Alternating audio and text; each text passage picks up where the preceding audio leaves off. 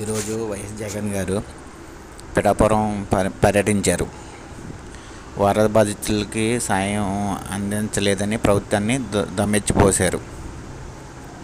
వరద బాధితుల్ని పరామర్శించడానికి పిఠాపురం పర్యటించారు వైఎస్ జగన్ గారు.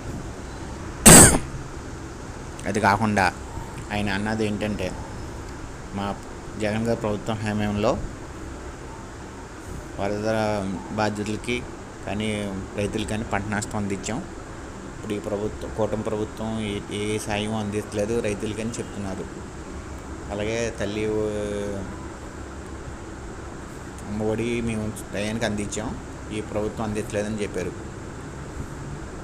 కానీ జగన్ గారికి ప్రజలకి మన ఈ విధంగా తెలియజేసుకుంది ఏంటంటే, సంపద సృష్టించి చంద్రబాబు నాయుడు గారు అందిస్తానని చెప్పి ప్రకటించారు. ఇదివరకే సంపద వచ్చిన తర్వాత అర్హులందరికీ